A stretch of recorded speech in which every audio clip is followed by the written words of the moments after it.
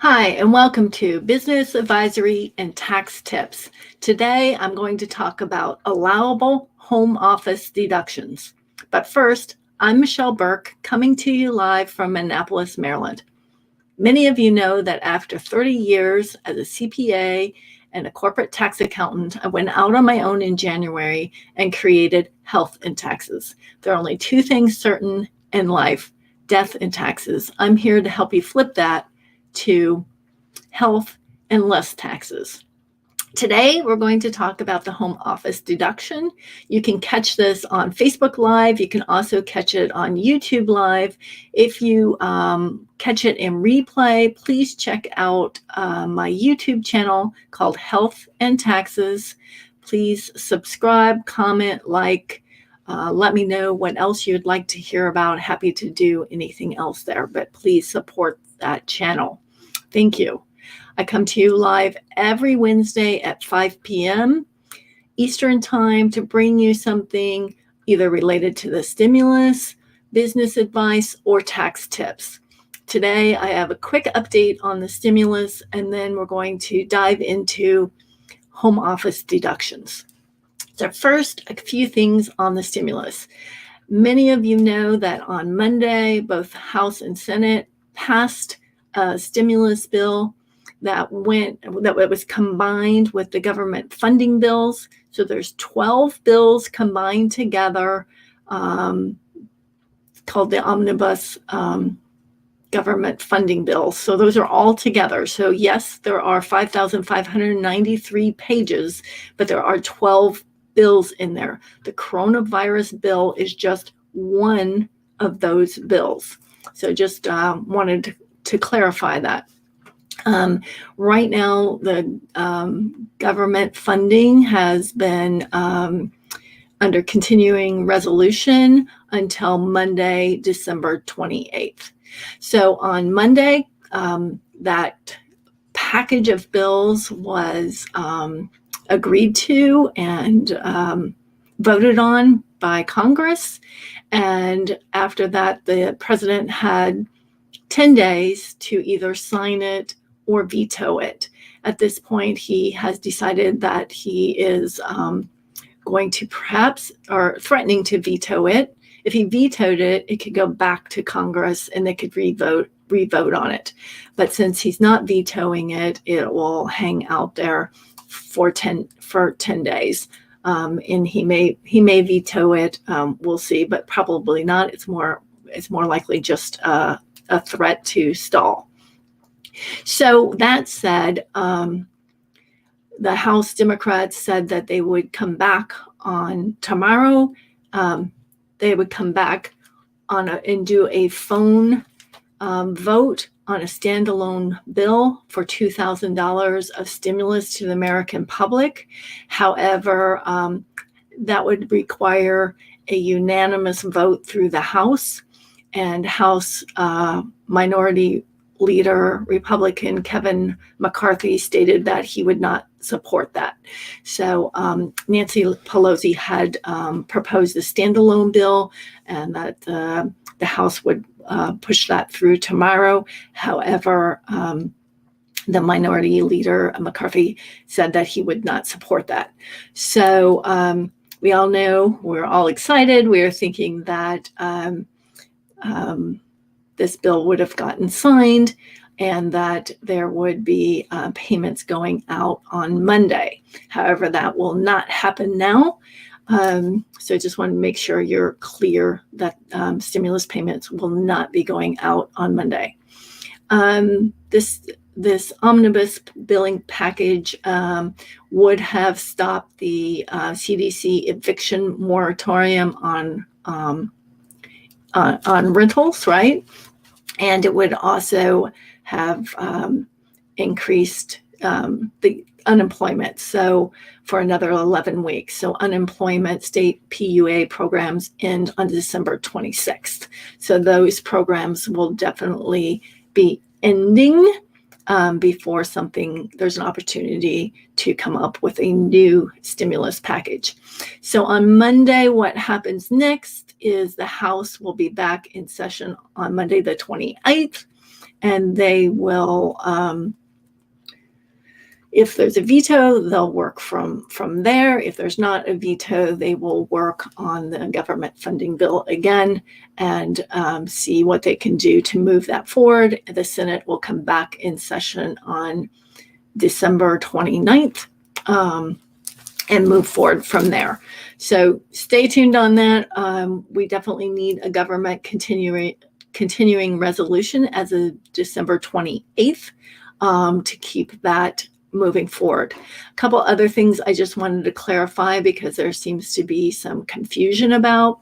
One item is that because there are 12 different bills in the government funding, the coronavirus bill is only one. So when there's talk about foreign aid being in the coronavirus bill, that's not true. That foreign aid is in the government funding bill. It's in there every single year. Very similar amounts, and those amounts came directly from the White House, determining how much that funding should be, and that's how that got in there. So just to be clear on that foreign aid is not coming from the coronavirus bill. That's the annual government funding that happens every year. So if you have if you don't want the U.S. government providing foreign funds, just make sure your representatives understand that, because it is something that our government has done for years and years and will continue to do. The other item was talk about why in the coronavirus bill is there funding to museums in the Smithsonian in particular. Again, that's not the coronavirus bill. That's a government funding bill. The Smithsonian's, there's 19 museums. They've always been free to the public.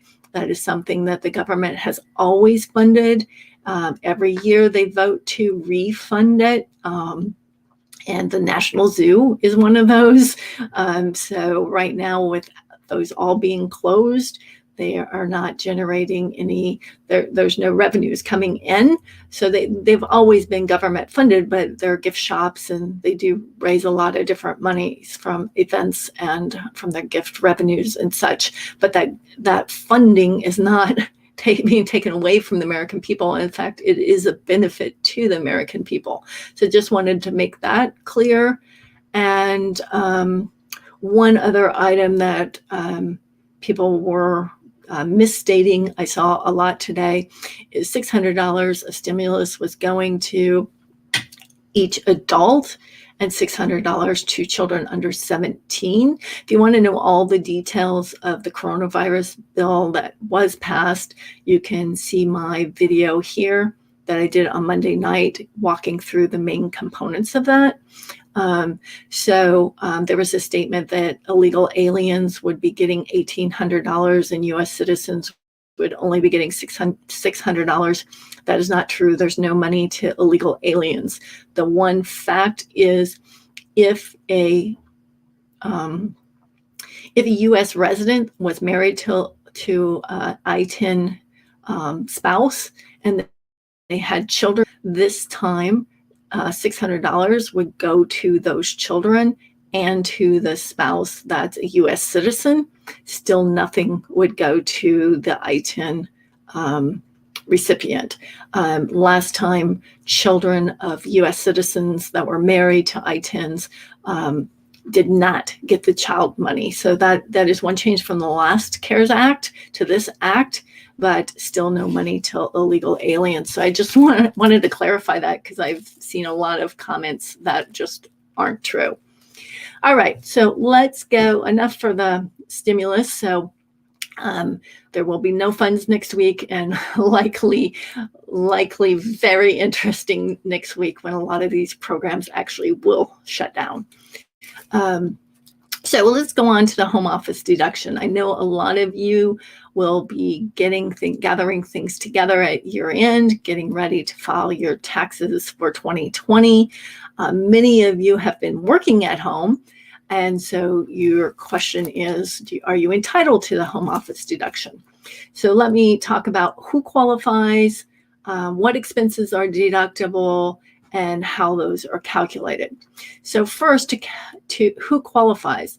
W-2 employees do not qualify. So even if during this time of COVID, you are working from home, you cannot, and you're a W-2 employee, mean you have an employer, you're an employee, you're not getting a 1099, you don't have your own business. You cannot deduct any home office deductions as an employee. If you have any unreimbursed expenses that your employer is not paying you for prior to the 2017 Tax Act change, you could take those as a miscellaneous itemized deduction if they added up to greater than 2% of your adjusted gross income. So very unlikely that you have that much. But anyway, that is no longer allowed that as an itemized deduction either. So I just want to make that clear. So who qualifies? Self-employed. So if you're filing a Schedule C, or if you have an LLC, if you have an S Corp or a Corp, you can you may qualify for the home office deduction. The stipulation is that it's a regular and exclusive use, and it's your principal place of business. So that's an and test. So keep in mind, regular and exclusive use. So you need to have an office in your home or space in your home that you regularly use as your principal place of business.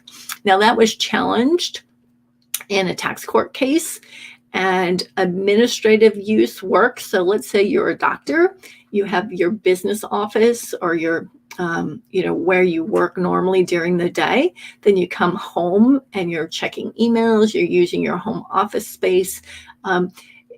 It was challenged in the tax court. The taxpayer won. So an administrative use of it has a home office exception as well.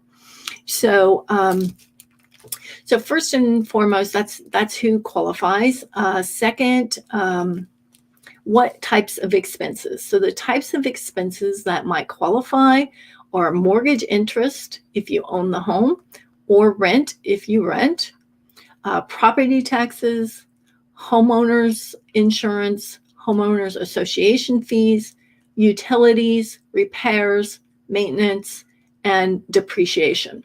The one catch with depreciation is that you have to if you take depreciation, you have to recapture that depreciation as ordinary income later when you sell the home. So you have to track how much depreciation you take for your home office, and then you'll have to recapture it as ordinary income upon the sale of your home. So just something to make you aware of. You're getting the benefit now. If you're not planning to sell your home for sometime in the future, there's always the tax value or the present value of those benefits today. So those are the types of expenses that you can take. How do you calculate how much of those expenses you can take? So there are two methods. The first method is the simplified method. The simplified method came out a few years ago, and it's very straightforward. Basically, you can take $5 per square foot of what you're using solely from home exclusively for your home office. You can take that $5 per square foot up to a cap of $1,500. So that's basically the equivalent of 300 square feet of your home that you're exclusively using for your business can be deducted. So that's a $1,500 deduction. So that's the easy method. And on average, about 80% of people taking home office deductions are now taking that simplified method.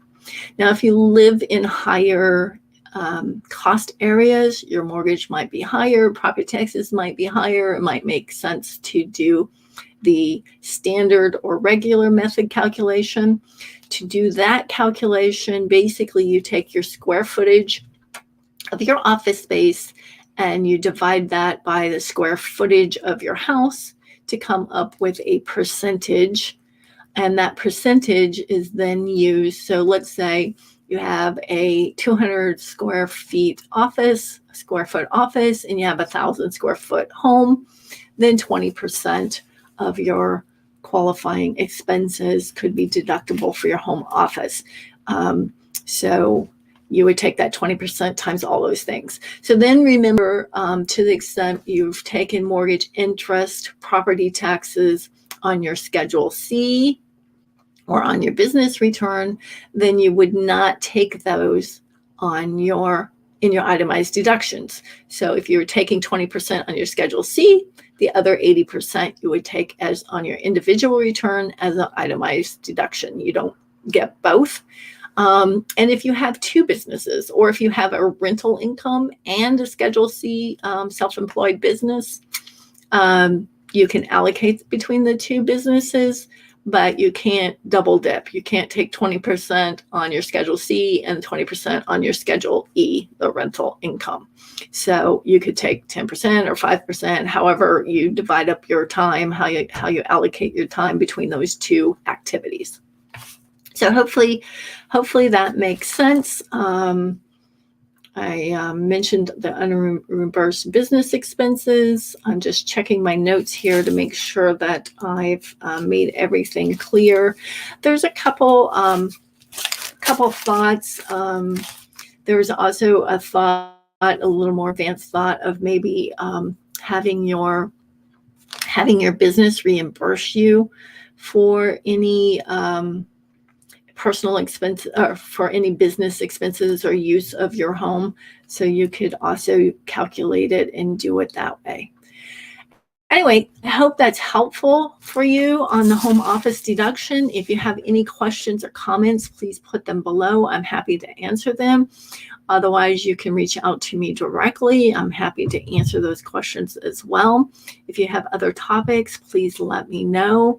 As I mentioned before, I come to you live with business advice and tax tips every Wednesday at 5 p.m. Eastern. So thank you for joining me today. Please join me again, and have a happy holiday if you're celebrating the holidays. Thank you.